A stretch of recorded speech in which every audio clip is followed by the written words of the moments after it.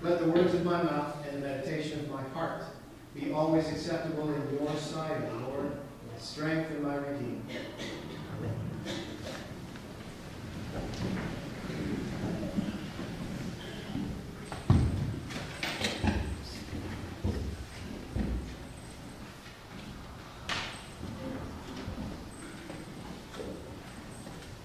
How do you pray when you're pissed at God? I know we're not supposed to say bad words, especially in church. But you know, the Holy Bible does that kind of thing again and again, although it's always cleaned up in the English translations.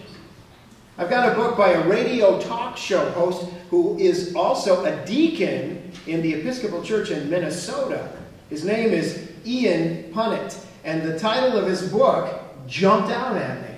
How to Pray When You're Pissed at God.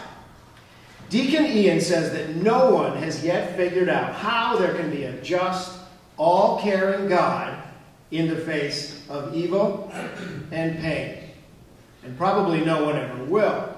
This is life. This is what we have to deal with. My mind is too puny to understand God. But before I can get on my knees, there are some things I have to get off my chest. There are always hard things happening to people around me. I can't escape that. It's the nature of my work. People I care for very deeply are getting hurt very deeply. And there are some times in the year when it piles up. There's more than usual, and it all seems like too much. And this happens to be one of those times. And if I'm not angry, it's because I'm not paying attention. Sometimes you have to pray your anger. Do angry prayers really work? Yes. Will God be offended by our angry prayers? No. Are there angry prayers in the Bible? Yes. We just heard a snippet from the book of Job.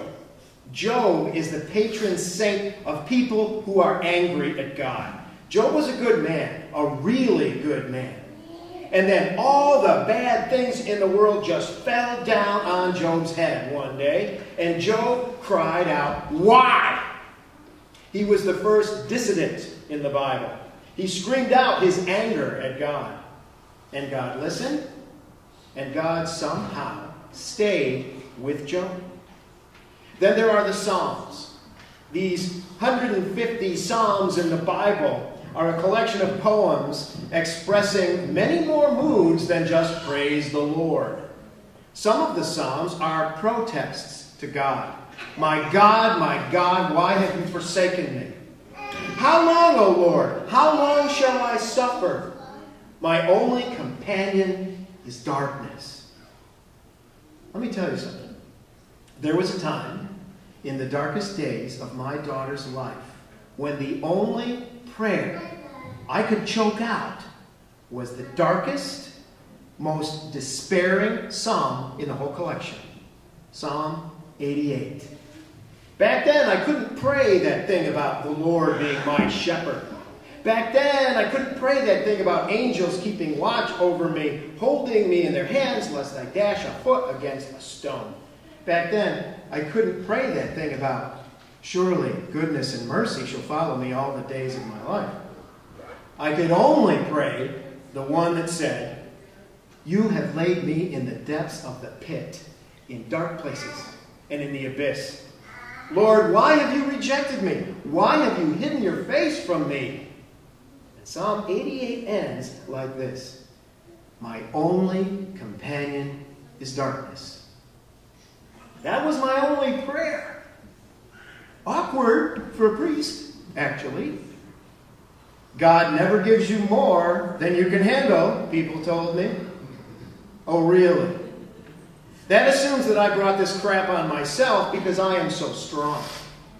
I wish I was not a special parent, since God only gives special kids to special parents. Was that Marie's fault? Do I want to tell people in pain that it's only because they are so strong that God sent this along? No, I don't. The angry Psalms help me pray. The angry Psalms help me be honest. The angry psalms help me speak my anger to the God who still holds my heart.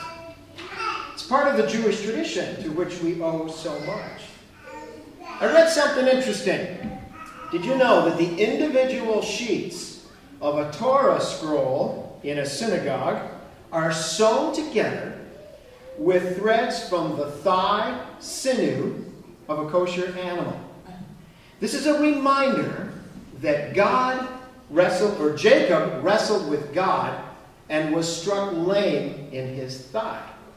Then God blessed him, and Jacob was given the name Israel at that moment. This is all from the book of Genesis. The Jews make their scrolls this way to say that when you approach the Bible, you are expected to wrestle with God.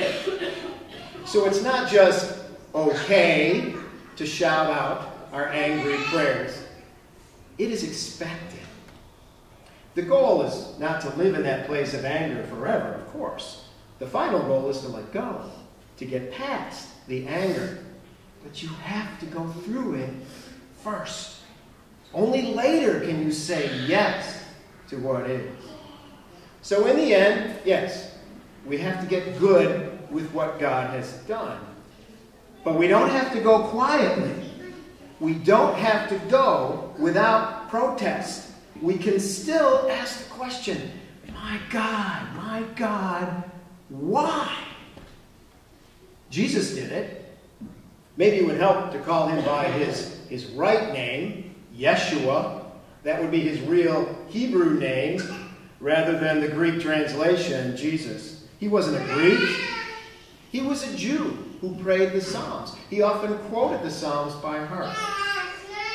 And when the Romans nailed Yeshua up on their cross, he screamed out some words that can still sear our hearts.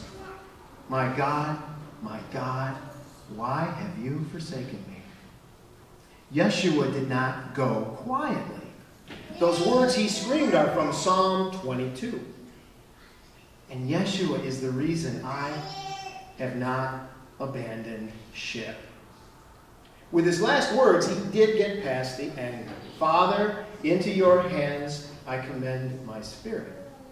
But he screamed out the anger and the despair first. So it's okay to pray when you're mad at God. In fact, you have to.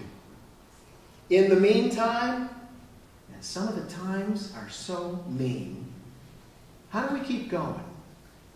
Well, I'd suggest something in addition to the angry psalms to keep you company. Put a magic mustard seed in your pocket. You know the legend, right? A widow woman lost her only son in a tragic accident. She was paralyzed with grief, and a friend took her to visit a famous holy man. She begged him to use his powers to bring her son back to life. And he listened to her with great kindness. And he told her to bring him a mustard seed from a home that had never known sorrow. And he would use that magic mustard seed to remove the pain from her life. Well, you know what happened next. At every home she visited, rich or poor or in between, she learned that deep sorrow had struck. No one was immune from pain or sorrow or tragedy. And as she went from home to home, looking for the magic mustard seed, her heart was open to the people who told her of their sorrows. She became a patient and caring listener. She became so involved in the hurts of others that she forgot her search for the magic mustard seed. And she didn't realize that her search had indeed driven the sorrow from her life. So that's what I'm going to do. I will use the angry psalms when I need them. I will continue to walk with Yeshua, who suffers as we suffer.